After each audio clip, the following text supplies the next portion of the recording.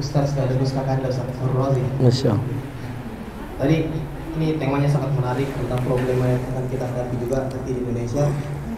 Tadi kita sudah bahas, kalau kita perhatikan terlalu cenderung terhadap perbedaan-perbedaan yang ada secara internal ini dalam Islam. Tadi yang untuk eksternalnya kurang, misalnya kayak perbedaan dengan ini orang-orang kafir gitu. Kalau kita perhatikan di tahun 2000 awal itu kan kita sudah kebablasan dengan istilah pluralisme. Ditambah juga dengan pada saat kami zaman SMA itu ada istilah juga Islam Nusantara. Dan sekarang ini yang lagi hangat tentang moderasi dalam beragama. Itu bisa saja disinyalir dengan kebablasan dalam toleransi. Terus bagaimana ini, Ustaz? Misalnya kalau kita dihadapkan dengan problema yang perbedaan sangat tajam ini dengan orang-orang kafir, bagaimana kita menyikapinya seperti itu? Baik. Ada lagi? Dikumpulin aja.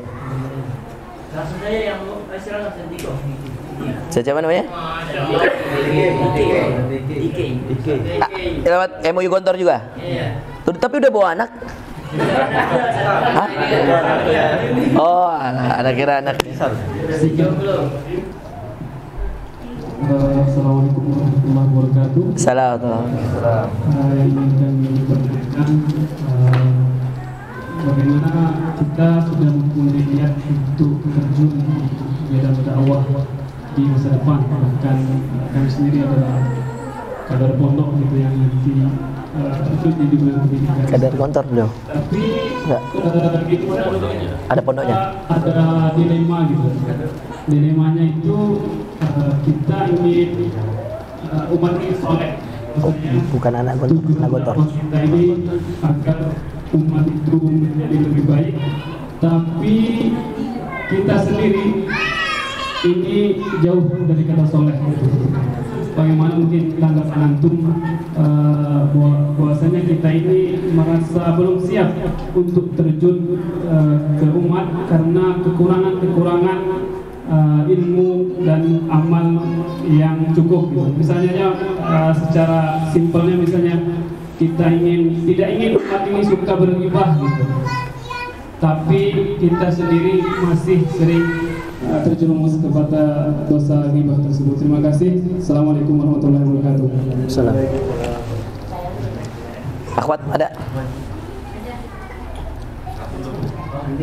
Boleh nggak apa-apa.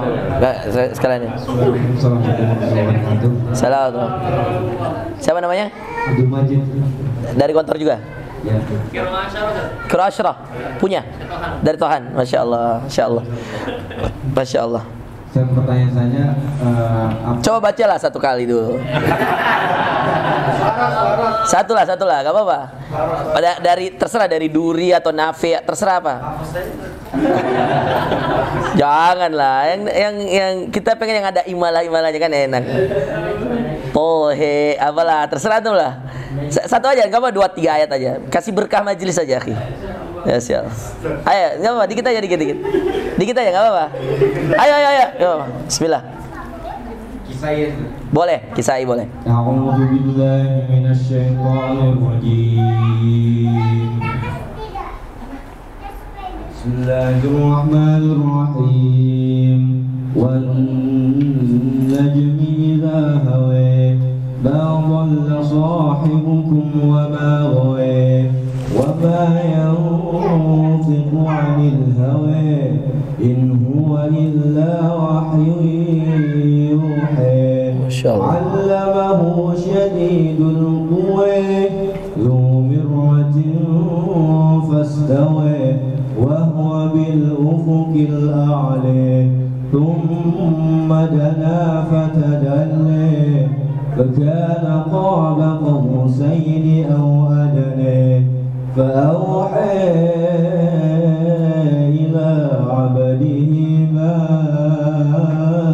أوحى صدق الله العظيم. Masya Allah. Udah nikah belum? Belum. Mau nggak? Anak cariin nih. Kalau akhwat gak ada yang mau sini, anak cariin, mau nggak? Serius ini, serius. Nanti kita tukeran nomor apa ya? Ya, selinggir. Semester berapa? Lahir. Oh Allah. Mubazir. Baden. Khair. Ayo, apa yang mau ditanyain? Gimana cara menikah? Oke, apa? Fadal. Problematika problem terbesar antum dalam berdakwah dan cara penyelesaian. Oh, Masya Allah. Baik. Akhwat ada? Gak ada ya? Akhwat gak ada? Ada. Antum bacain ya? Bacain. Ya, dibacain coba.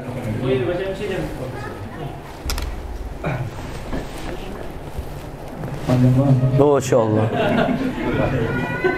Bismillah, izin menyampaikan sebagai akhwat, bagaimanakah langkah terbaik menurut antum untuk kami berdakwah di masyarakat? Apakah hanya perlu menyesuaikan era digital, itu hanya cukup membuat konten-konten dakwah saja, ibaratnya di balik layar, atau bahkan kami hanya perlu berada di belakang saja, di belakang suami dan mendukung suami saja? Insya Allah. Yang nanya udah punya suami belum ini? Baik. Cek ya, kita jawab dari akhwat ya. Alhamdulillah, salatu wassalamu ala rasulillah. Akhwat percaya nggak?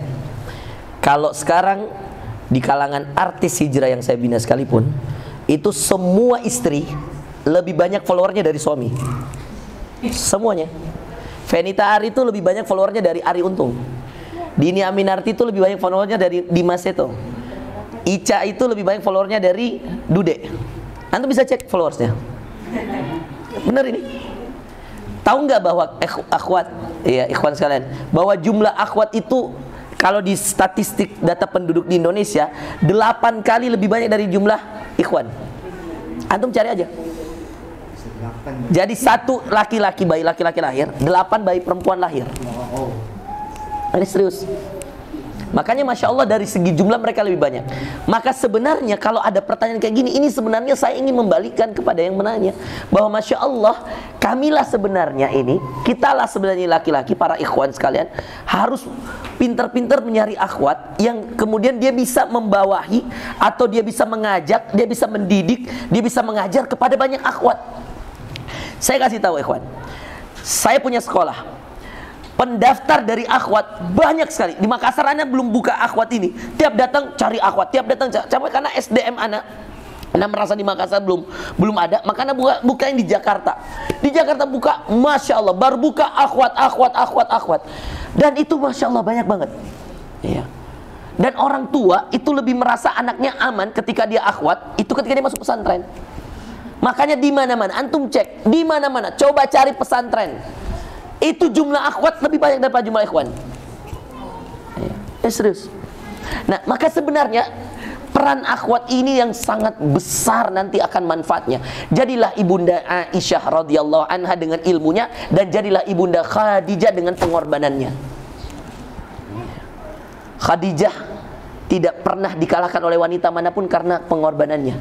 Dan Aisyah mulia sampai kapanpun karena ilmunya. Maka jadilah orang yang berilmu ketika di Sudan. Dengan apa? Dengan keilmuan itulah Anda menjadi ibunda Aisyah. Dan nanti ketika Anda sudah menikah dengan seorang suami, suami kemudian mengajak Anda kemana, mengajak Anda kemudian berdakwah, mengajak Anda menjadi orang yang muallimah. Anda harus menjadi orang yang mujahidah. Khadijah itu terkenal dengan mujahadahnya. Mujahadatul mal, mujahadatun nafs. Maka Rasulullah itu merasa nyaman dengan adanya wanita yang mau bermujahadah. Maka kalau kemudian ditanya gimana para akhwat ini, apa harus mengikuti suami? Tidak. Para akhwat harus menjadi apa? Menjadi selimut bagi suami-suaminya.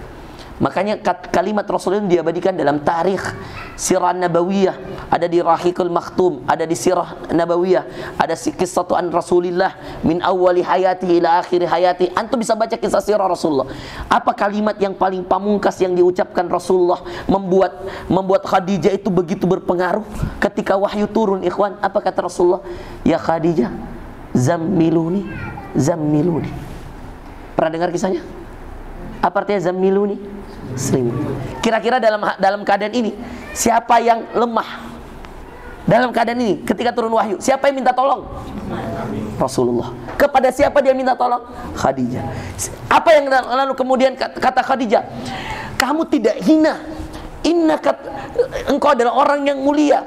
Iya. Wa tahmilul kal, iya kan? Iya. Engkau adalah orang yang mulia, engkau membawahi kemuliaan, engkau orang yang amanah, engkau orang yang jujur. Siapa yang memotivasi di sini? Khadijah. Siapa yang menguatkan di sini? Maka para ikhwan carilah Khadijah supaya antum kuat. Ada Khadijah di sini. Yang cuma satu Khadijah. Ayolah, fastabiqul khairat.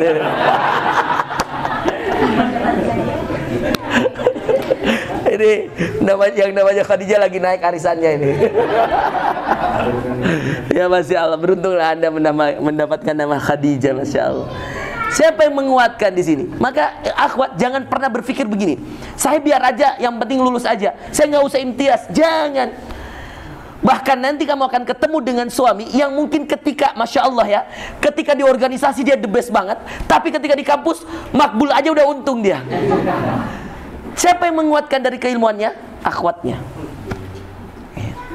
Siapa yang menguatkan dari segi keilmuannya? Akhwatnya. Ya. Saya nggak usah sebut nama ustadznya, karena kalau saya sebut namanya antum kenal. Nggak usah saya sebut. Ada ustadz di Indonesia yang kalau dia bawa materi, itu yang konsep akhwatnya, istrinya. Tapi kalau dia orator depan publik, Masya Allah, orator handal. Ya. Tapi ketika kemudian balik ke belakang publik, ya nggak ada orang yang tahu. Yang ngasih nasihat nih, Abi tadi kamu ceramahnya kayak gini. Tadi kayaknya kamu kurang gini. Itu ada seorang ustadz di Indonesia yang akhwatnya itu menjadi belakang layarnya. Dan zaman sekarang berapa banyak ustazah bersama ustadz menjadi seorang yang saling melengkapi.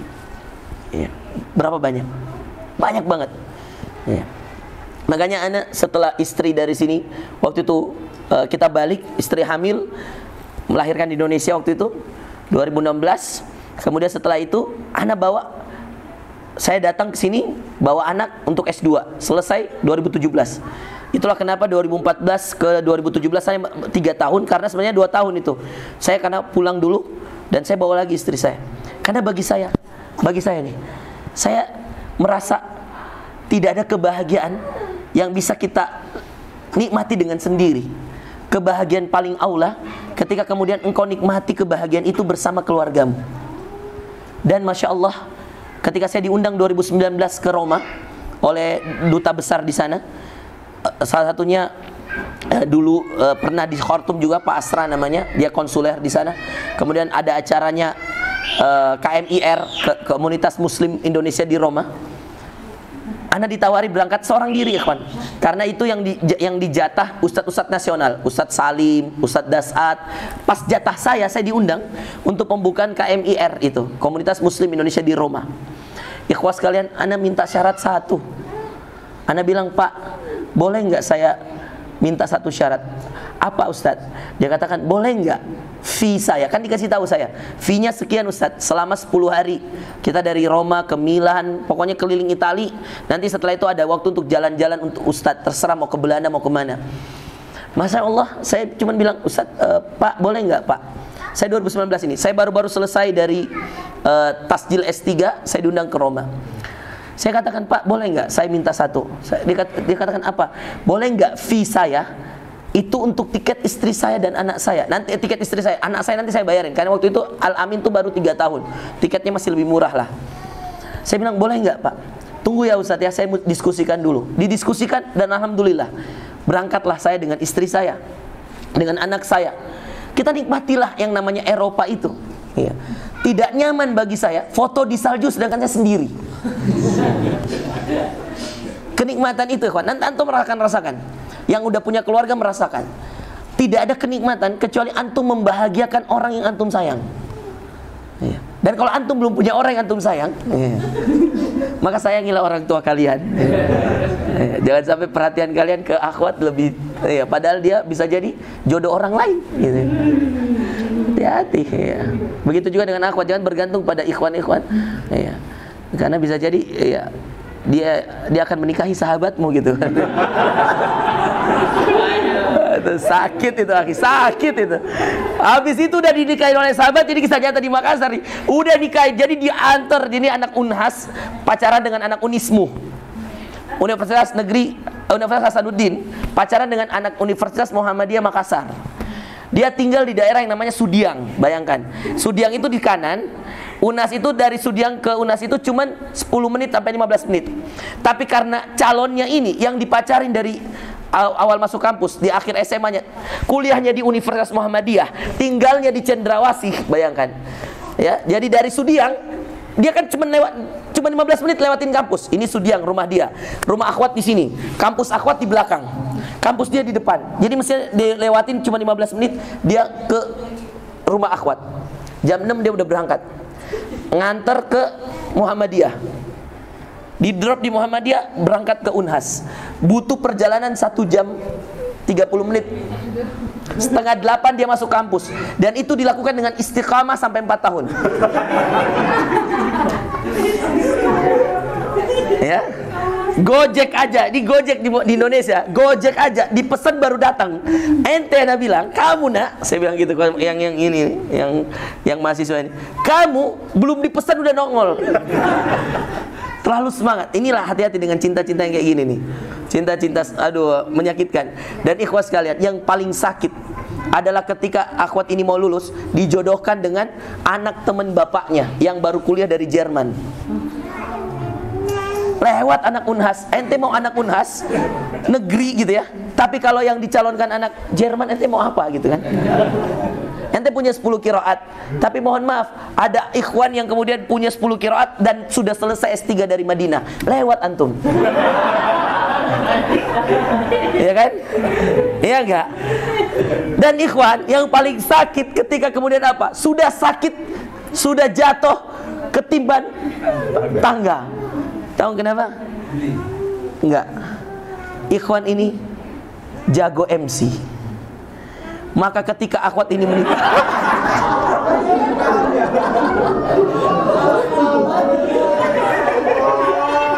sakit ya kawan, sakit. Nggak usah diceritain. Ini karena berdarah-darah waktu saya ceritain. Kasian banget. Dan dia didatengin, ikhwan. Bayangin, didatengin 3 hari sebelum berangkat hari H. Kata akhwat itu pada orang tuanya, saya nggak mau ada MC yang lain kecuali kak Fulan gitu ya.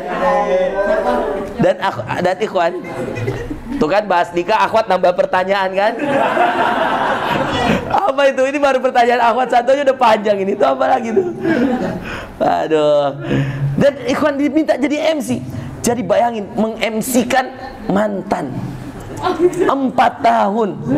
Itu Anda bilang itu ongkos bensin. Kalau di total 4 tahun itu selama kuliah bolak-balik belum traktir makan, Anda bilang ente bisa beli mobil. Anda bilang, ya Allah Ustaz, iya Ustaz. Sakit akhi, sakit. Jadi jangan coba-coba. Karena saya bilang, jadi dari situ saya langsung merumuskan satu rumus ke anak-anak muda di Indonesia. Anda bilang, pacaran sama dengan, dengerin ya, pacaran sama dengan, pacaran itu banyak ya. Kamu mengatakan, enggak saya enggak pacaran, tapi hari-hari chat, hari-hari DM, hari-hari itu sama pacaran terselubung. Udahlah, kita nggak usah munafik lah semua. Kalian udah paling tahu gimana rasa hati, ya enggak? Nggak mungkin antum bangunin akhwat tahajud. Antum siapa aja? Akhwat kalau ada yang bangunin tahajud, blokir. Serius. Orang dia belum tentu tahajud. Dia bisa aja lagi nonton bola terus bangunin antum tahajud. Jangan. Ikhwan itu, perhatikan akhwat, ikhwan itu selama dia belum jodohmu, selama belum suamimu, semuanya buaya. Percaya sama saya. Percaya sama saya. Karena bisa jadi kamu dibangunin tahajud, akhwat lain juga dibangunin. Hati-hati akhwat ibu, udah banyak korban-korban dari kasihan. Karena banyak ikhwan tuh, masya Allah, udah lebih-lebihin buaya. Tapi ikhwan, hati-hati, banyak akhwat serigala. Coba, kok bisa ya? Kalau kita ya pakai hati ya. Ente diantar 4 tahun loh. Sampai lulus kamu diantarkan. Pas lulus kamu dijodohkan sama orang Jerman dan kamu bilang, ya nggak apa-apa sih. itu kamu nggak ingat orang yang tiap hari nganter itu. Kalau kamu nggak ingat, dengerin. Kalau kamu nggak ingat mukanya, ingat motornya aja deh.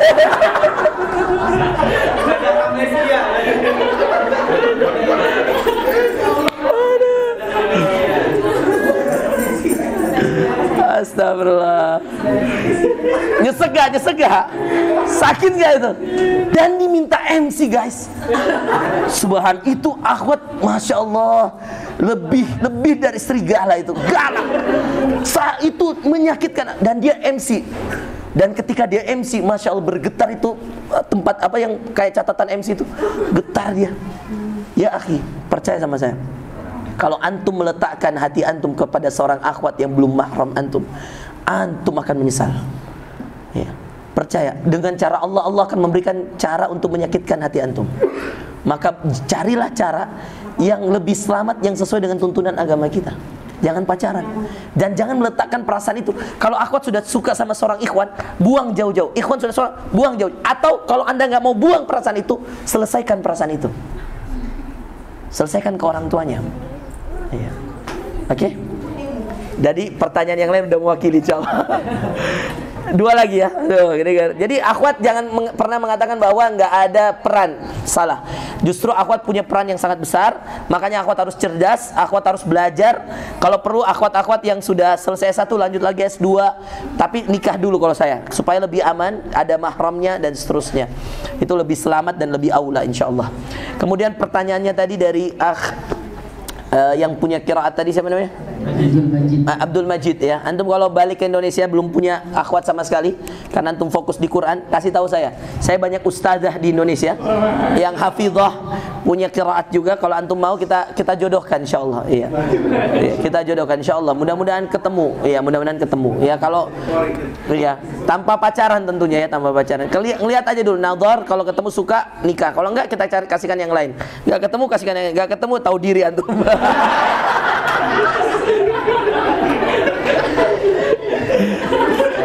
Tanya pada akhwat, banyak gak ikhwan kayak gitu? Banyak akhi. Tanya akhwat itu kadang-kadang gak ngaca. Dikasih akhwat, ini bukan selera anak Ustaz gini. Padahal ketika ditanya pertama apa katanya? Akhi, antum mau akhwat kayak gimana? Gak apa-apa Ustaz, saya mah ridho apa aja. Udah lama ngobrol, Ustaz tapi ada gak yang agak sedikit? Habis itu, ini yang paling nyata ini, kisah nyata ini. Kisah nyata banget, pas seorang ikhwan datang ke saya. Oke, awal ajak makan. Di tengah makan, Ustaz ada nggak yang agak sedikit tinggi? Pertama minta nih, karena agak tinggi Ustaz. Kalau terlalu pendek susah Ustaz. Oh iya insya Allah. Nggak makan sambil makan. Dua, dia minta apa? Ustaz yang usianya kalau bisa di bawah saya, supaya nggak sering bertengkar. Oh iya. Ana iyain. Tapi ketika kemudian dia mengatakan, Ustaz ada nggak yang kira-kira bola matanya biru?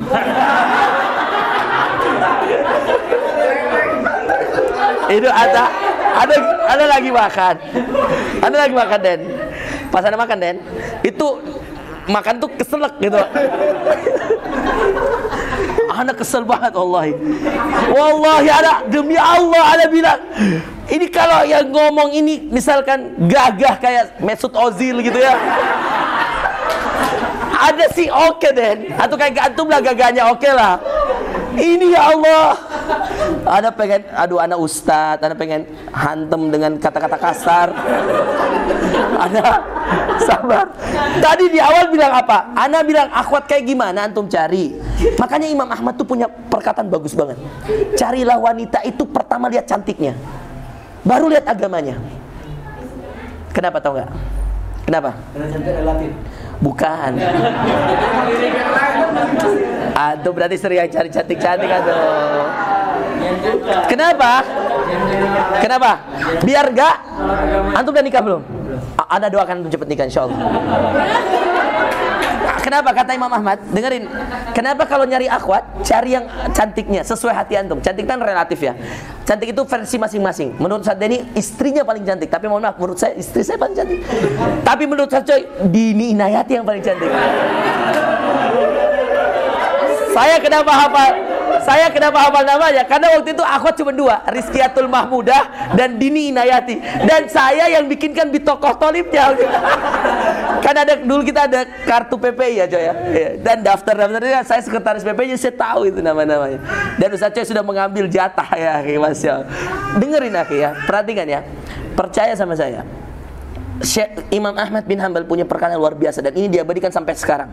Kata Imam Ahmad bin Hanbal, kalau nikah cari yang sesuai perasaanmu. Artinya yang cantiknya, li jamaliha. Baru kemudian kamu lihat agamanya. Lihat dulu sesuai nggak hati kamu. Baru kamu tanya agamanya. Tanya dulu cantik nggak dia. Lihat dulu cantik nggak, sesuai nggak. Kalau sesuai, nikahi. Lihat dulu agamanya baru kamu nikahi. Jangan mencari kemudian kamu menjadi orang yang lihat agamanya. Masya Allah hafidhah. Udahlah, yang penting hafidhah. Lihat gak akhi, nazar gak? Nggak perlu Ustaz, yang penting hafidhah. Pas ngelihat mundur dia. Ustaz afwan Ustaz, kayaknya orang tua nggak setuju. Padahal dia nggak setuju. Maka kata Imam Ahmad, lebih baik kamu menolak akhwat, ya, karena dia kurang cantik, daripada kamu menolak akhwat karena dia hafidhah atau karena dia agamanya bagus. Kalau kamu lihat agamanya dan kamu belum lihat orangnya, kamu bilang dia hafidhah Ustaz, gak apa-apa Ustaz, yang penting hafidhah. Kamu gak lihat orangnya, terus tiba-tiba kamu lihat orangnya dan kamu mundur, maka kamu sama dengan apa? Menghinakan hafalan Qur'annya, menghinakan agamanya, merendahkan kualitas keimanannya. Tapi kalau kamu lihat dia cantik, lalu kamu lihat dia bagus, dia cantik, kemudian kamu tidak sesuai dengan itu, maka kamu tidak ada urusan lagi dengan agama, karena dari awal kamu udah nolak. Gitu. Nah ini jadi rumus buat para ikhwan ketika mencari akhwat. Lihat yang sesuai hati, maju.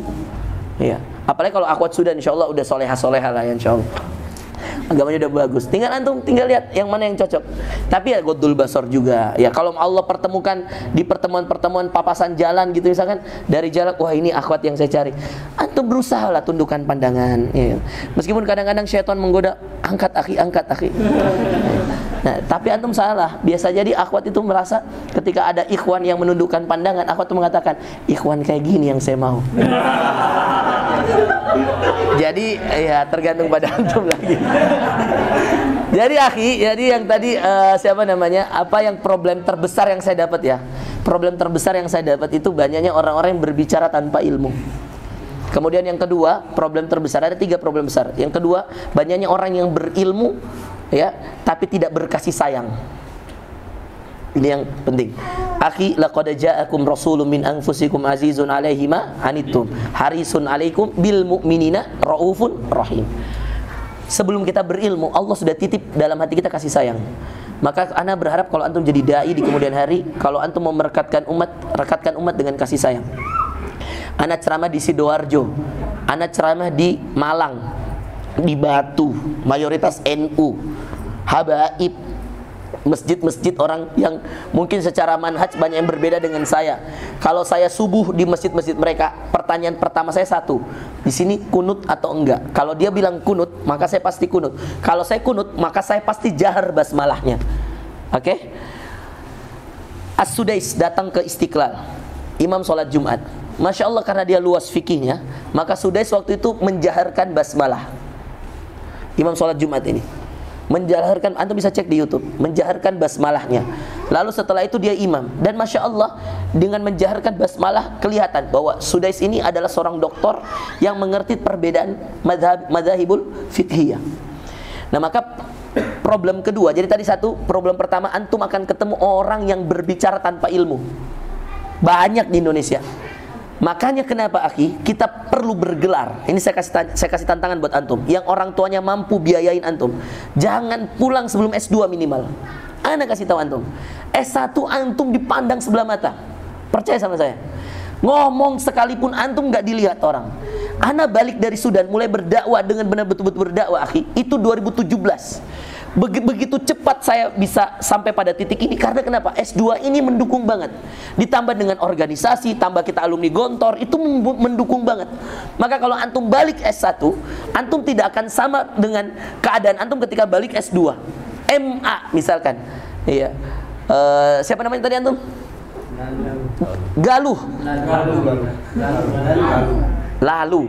Lalu LCMA gitu.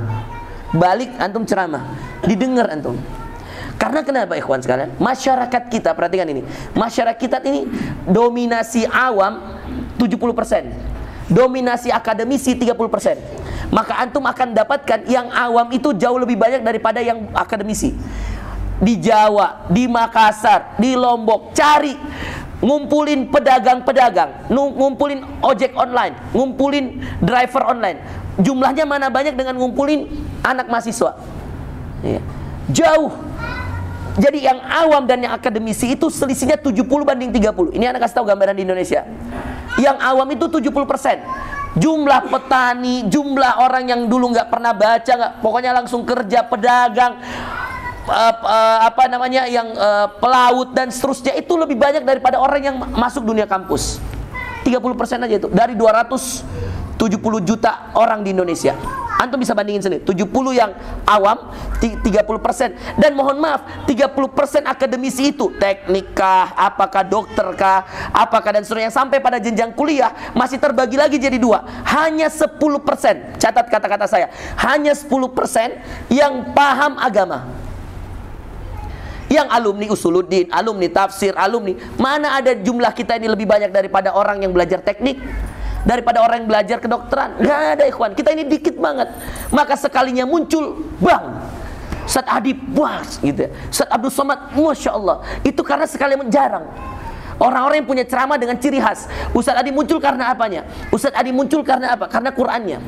Ustaz Abdul Somad muncul karena dia mampu menjabarkan madzhabul fiqhiyah. Kata Imam Syafi'i kayak gini. Antum lihat tuh awal-awal sejarah UAS muncul.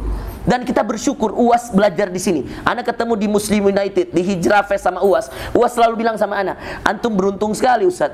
Sampai S3 di Sudan. Anak yang cuma sebentar aja anak lihat, Masya Allah ini anak-anak kita di Sudan. Tergantung antum, akhi. Menurut UAS, ini tempat untuk belajar, benar-benar belajar. Fitnahnya sedikit. Godul basornya nggak sesusah kalau antum di Mesir, kalau antum di Syria. Bener ini. Lebih mudah. Keadaannya membuat antum lebih rendah hati. Bener gak? UAS itu di Maroko, S2. Itu kalau dia kemudian lihat orang-orang Maroko itu kayak lihat orang-orang Spanyol, karena Maroko dengan Spanyol itu berbatasan cuma satu selat. Tanya yang selalu ke Eropa, bener gak Ustaz? Beda, kita ke Eropa diundang, dia jalan-jalan guys. Masya Allah. Beruntunglah yang namanya Mbak Dini Indayati. Ini siapa yang beruntung coy? Masya Allah, ya.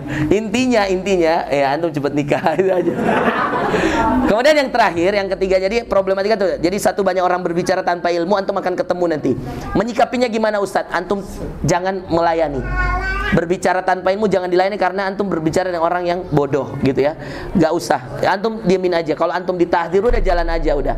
Kemudian yang kedua, berbicaralah dengan antum akan bertemu dengan orang yang berilmu tak berkasih sayang. Maka jadilah orang yang berilmu yang berkasih sayang.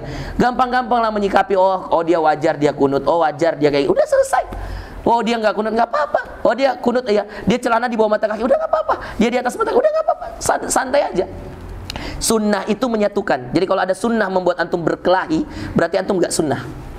Orang yang paling merasa sunnah lalu membuat sunnah itu membuat orang lain membenci, atau dia membenci orang lain, maka itu nggak sunnah. Saya selalu katakan, antum, saya sama jamaah saya di Indonesia, saya bilang, silahkan tulab saya, jamaah saya bilang, silahkan datangi semua ustadz kalau kajiannya, silahkan, kecuali satu ustadz. Siapa ustadz? Kecuali ustadz yang menjelekkan ustadz lain di majelisnya. Sejak itu berhentilah datang ke ustadz itu. Saya bilang kayak gitu. Saya ulangi, saya katakan sama jamaah saya, silahkan datangi semua ustadz, karena semua ustadz punya kebaikan dan punya kekurangan. Ambil baiknya setiap ustadz, kecuali satu ustadz yang kalau antum datangi ke dia menjelekkan ustadz yang lain di majelis itu. Paham ya? Jadi ini yang menjadi rumus ikhwas sekalian. Maka itu tadi yang Anda katakan, problem terbesar Anda menemukan di Indonesia, akhi, Masya Allah, orang gampang banget menggibahi orang lain di majelis itu. Tadi siapa tadi nanya masalah gibah juga? Antum kan? Ini sekaliannya jawab antum ya. Ini dosa yang Masya Allah, akhi, menggerogoti amalan antum. Ada hadis ya, Ustaz Coy dan semua mungkin sudah tahu, yang atadruna manil muflis. Tahu nggak kalian siapa orang yang bangkrut? Kata Rasulullah, ya kata para sahabat, orang yang la dinar wala dirham, yang nggak punya dinar, nggak punya dirham. Apa kata? La al-muflis, siapa orang yang bangkrut di akhirat?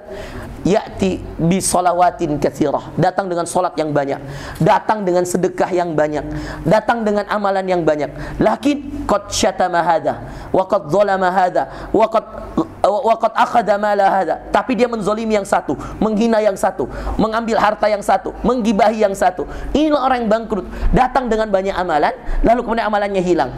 Makanya ada ayat dalam Al-Qur'an, wa qadimna ila ma amilu min amal.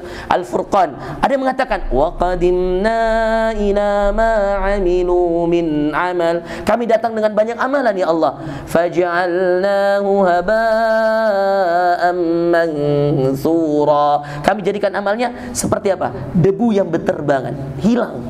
Karena apa? Ghibah itu tadi. Maka problematika yang terakhir itu ada seperti pertanyaan antum ya. Itu ada pada apa? Tadi satu orang yang berbicara tanpa ilmu.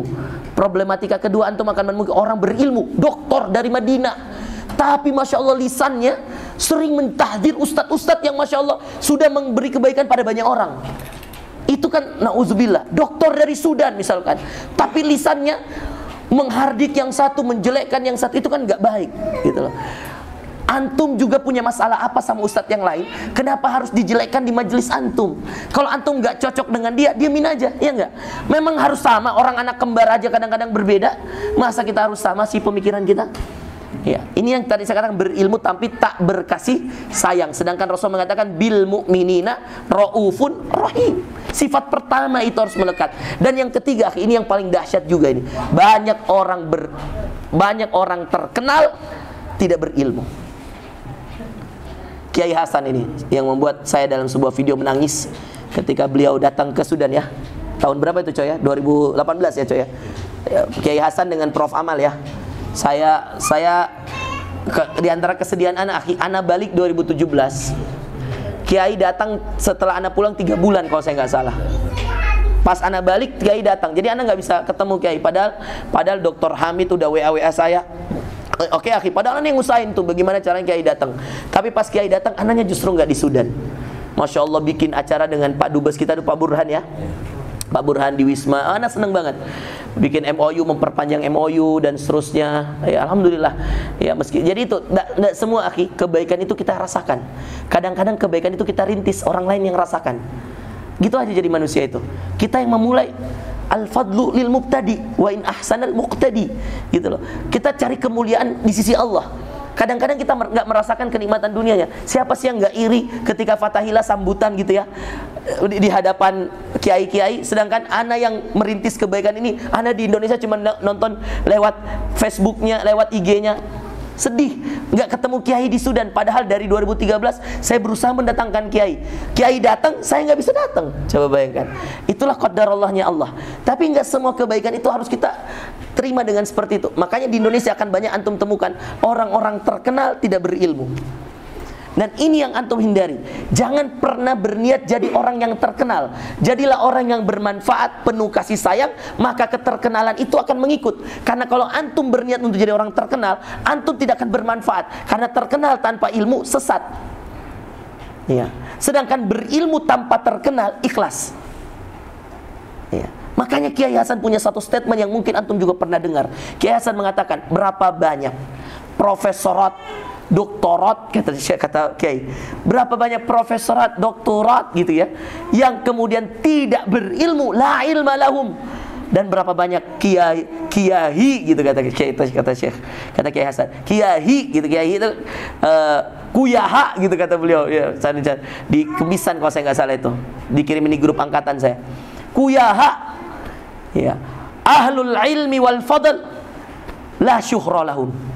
Berapa banyak kiai-kiai ahli ilmu dan kemuliaan, tidak ada yang mengenali mereka di luar. Ya. Kitalah yang paling merasakan manfaat dari kiai-kiai kita. Makanya anak di Bali akhi, ketemu anak gontor, alumni tahdzir gontor, tahdzir kiai di Denpasar. Ya. Karena dia mengikuti manhaj yang keras gitu ya. Dia bahkan itu pesantren apa itu ada musik-musik, pesantren apa itu ajarin anak gitar-gitar, pesantren apa ajarin anak joget-joget. Coba bayangin tahdirnya dia. Coba, ini kan la akhlaqa wala adab wala ilm ya. Dan ini antum akan temukan di Indonesia. Maka itu tadi 3 problematika antum akan menemukan 3 golongan terbanyak ini. Iya. Berbicara tanpa ilmu, berilmu tanpa kasih sayang, terkenal tanpa ilmu.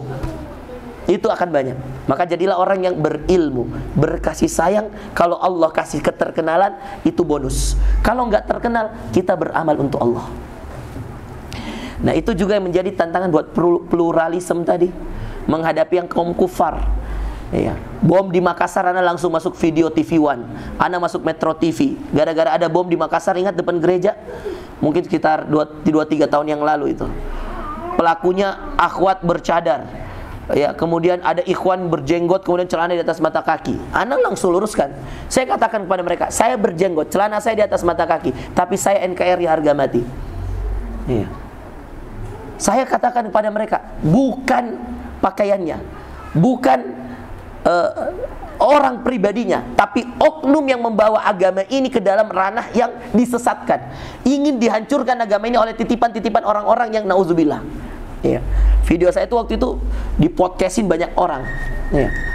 Sempat sampai ada jutaan orang yang nonton waktu itu di berapa podcast gitu Ana hadirin. Diundang di TV saya ceritain bahwa mohon maaf, Islam ini wa ma arsalnaka illa rahmatan lil alamin. Maka kalau menghadapi orang-orang non muslim, kalau bahasanya Prof Hamid yang beliau juga lama di Inggris, beliau mengatakan orang-orang barat itu berilmu tapi tidak punya iman. Maka mereka akan gampang goyah, sedangkan kita beriman berilmu. Maka kalau ada orang yang beriman berilmu menghadapi orang yang cuma berilmu, orang yang beriman dan berilmu akan menang. Makanya Prof Hamid itu, rektor Uninda sekarang, itu ketika diundang, kita pernah undang di Stiba Makassar juga, pernah undang di mana-mana. Beliau selalu mengatakan, saya ini dituduh, dikategorikan oleh dosennya, dia S2 di Inggris waktu itu. Kata dosen-dosennya, kamu ini Hamid seperti kacang yang lupa pada kulitnya. Antum tahu nggak ikhwas sekalian? Kenapa? Karena Prof Hamid setelah keluar dari Inggris S2-nya, dia banyak menulis tulisan. Dia juga sempat S2 di Pakistan sama di Inggris. Banyak menulis tulisan yang menghantam aliran-aliran pluralisme, sekularisme dan seterusnya. Maka orang-orang yang berilmu yang seperti Prof Hamid ini dikategorikan orang yang seperti kacang lupa pada kulitnya. Nggak apa-apa. Inilah yang kemudian kita akan hadapi. Tetapi menghadapinya dengan apa? Ilmu. Ada nggak yang bisa membantah Prof Hamid ketika dia buat tulisan? Nggak ada. Kenapa? Dia punya dalil Quran, dia punya dalil hadis, dan dia datangkan dari kenyataan nyata ketika dia hidup di Inggris. Maka jadilah orang yang berilmu. Kalau perlu, ikhwan, antum kalau bisa, ada yang bisa seperti Imam Syamsi Ali berdakwah di New York, ada yang bisa nanti ke misalkan ke Swedia, ya kayak Ustaz Choi berdakwah di Swedia, ya, atau menikmati pemandangan Swedia bersama orang yang dicintai, ya, ahlan, ya, silahkan nikmati bumi Allah ini, ya. Saya kira itu ikhwan sekalian ya, Masya Allah 11:30 nih. Itu apa nanyanya di situ? Bacain singkat aja coba. Bisa ada 5 menit. Singkat saja Ustaz, mohon bertanya, seperti kata antum dan bahwa jika ada laki-laki soleh, tuh kan Anda bilang, jika dia soleh datang, wah kalau siapa ini yang nanya? Ayo siapa? Ngaku ayo. Nah tapi di sini dia bilangnya kalau dia soleh tapi kita nggak serak gimana? Soleh tapi nggak serak. Kalau datang laki-laki itu laki-lakinya soleh tapi dia datang untuk ngelamar atau gimana gitu loh, perlu dijelas. Khidbah. Oh udah khidbah tapi dia nggak serak. Tapi dia nggak serak. Ah baik. Kalau perempuan, nih perhatiin ya. Wah panjang lagi nih. Ah udahlah, nggak usah dijawab lah. Singkat aja kita, singkat. Kalau perempuan afwan ini ya, afwan ya perempuan ya. Afwan ya, kalau rumus perempuan kan kalau Rasulullah, kalau laki-laki kan tungkahul mar'ah li arba', li jamaliha, li nasabiha, li maliha, li diniha, fadfar bidzatid din taribat yadak. Tapi mohon maaf untuk perempuan kan tidak kayak gitu hadisnya. Kata Rasulullah, idza ja'akum rajulun man tardawnahu. Kepada siapa dia datang? Bukan kepada antum, kepada orang tua kalian. Idza ja'akum rajulun man tardawnahu dinahu wa khuluq. Akhi, anak lihat antum ini sebenarnya udah sama-sama saling suka. Udahlah. Kok pada munafik semua? Udah, kamu suka sama siapa, Sarwat? Enggak ada. Yang mana? Soalnya ikhwan nanya tentang nikah, akhwat nanya tentang nikah. Ini berarti ada chemistry yang harus diselesaikan di jalur kuning ini. Hadisnya akhwat, ayat singkat aja. Idza ja'akum rajulun man tardawnahu dinahu wa khuluquh. Perhatikan, akhwat ikhwan ya. Kalau akhwat dinahu wa khuluquh, agamanya dan akhlaknya. Bahkan dalam hadis ini tidak disebutkan hartanya. Bahkan dalam hadis ini, mohon maaf, yang tadi bilang nggak serak Ustaz, nggak disebutkan gagahnya. Tardawnahu dinahu wa khuluquh, ya, fazawwijuh, maka nikahkan dia. Perhatikan, Kalau kamu tidak nikahkan, takun fitnatan fil ard. Takun fitnatan wa fasadan fil ard. Hadis yang mengatakan akan muncul fitnah dan akan muncul kerusakan di bumi. Oke, perhatikan. Berarti akhwat yang dilihat apanya? Agama dan akhlak. Kenapa? Karena yang bisa mempertahankan pernikahan seorang ikhwan dan akhwat, seorang yang berkeluarga, itu agama dan akhlak. Dan itu ada pada ar-rijalu qawwamuna 'alan nisa.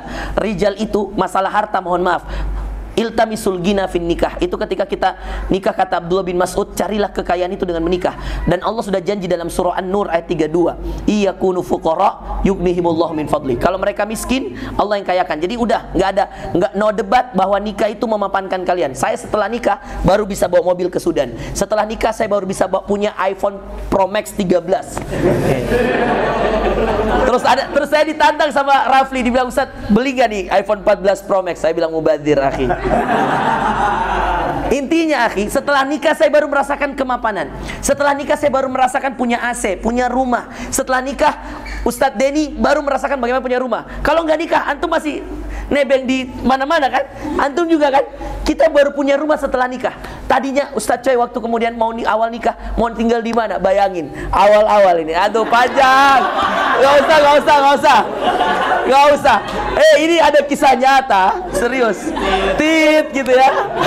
Nanti aduh cerita aja. Saya lah orang yang menjadi saksi perjuangan berdua. Maka insya Allah ini kita doakan Ustadz Coy sukses insya Allah. Karena dia mendengar nasihat dan dia masya Allah mujahadah. Ya sampai masya Allah kita, wah banyak hatit gitu ya. Kalau mau dengar langsung dari Ustadz Dini atau Ustadz Coy langsung. Ini kisah nyata akhi, dan antum harus ambil ibrahnya bahwa masya Allah iyakunu fuqara, terwujud gak di antum? Terwujud di saya, terwujud gak di antum? Ustadz Deni dapat penghasilan di KBRI, keterima di lokal staff, dan masya Allah itu karena kita nikah. Ada rezeki istri yang dititipkan ke kita, dan ada rezeki anak. Tapi masya Allah masalah agama, perhatikan akhwat, masalah agama itu nggak bisa instan. Kegagahan bisa mudar. Dia bisa menggemuk, dia bisa apa, dia bisa menjelek, dia bisa tua. Tapi mohon maaf, agama antum gak terima gak? Emang kayak gitu loh. Udahlah, terima aja. Ya enggak? Tapi akhwat mohon maaf, agama dia nggak instan, hafalan Quran dia nggak instan. Maka gimana akhwat kalau ada yang datang nggak sreg Ustadz? Jadilah seperti istri Julaibib. Pernah dengar Julaibib? Seorang sahabat Rasulullah yang masya Allah sangat buruk rupa, tapi sangat dicintai oleh Rasulullah, disolatkan oleh Rasulullah, dikuburkan oleh Rasulullah, ditangisi oleh Rasulullah, bergetar arsy Allah ketika Rasulullah menangisinya. Cari di internet, baca di kutub-kutub sirah kisah Julaibib. Maka di situ akhwat akan merasakan bagaimana seorang akhwat yang menerima ikhwan yang gak sreg, tapi kemudian akhwat itu ditarik oleh Julaibib di a'la illiyin. Julaibib itu nanti di mana surganya? Di Firdaus. Kenapa di Firdaus? Karena Rasulullah mengatakan almar'u ma'aman ahab. Rasulullah mengatakan orang akan dikumpulkan bersama orang yang dicintai. Dan siapa yang mencintai Julaibib? Rasulullah. Maka otomatis istrinya Julaibib di mana nanti? Sama Rasulullah. Gara-gara dia nikah dengan seorang yang buruk rupa tapi bagus agamanya, yang menyuruh dia menikahi wanita tercantik di tempat itu waktu itu Rasulullah. Nikahilah orang itu, wanita paling cantik di tempat itu, dan ini orang paling jelek di tempat itu, Julaibib. Tapi imannya membuat dia mulia di sisi Rasulullah. Pas kemudian malam pertama, ikhwan, malam pertama ini ada panggilan perang. Julaibib meninggalkan istrinya, dan dia ternyata tidak sadar dan tidak tahu bahwa itu adalah hari terakhirnya. Maka mereka belum pernah merasakan malam pertama, karena dikatakan oleh sebagian ulama malam pertamanya Julaibib nanti disimpan di surga Allah. Jadi kalau akhwat bukan sreg atau enggak sreg, apalagi kalau sudah punya qiraat asyarah.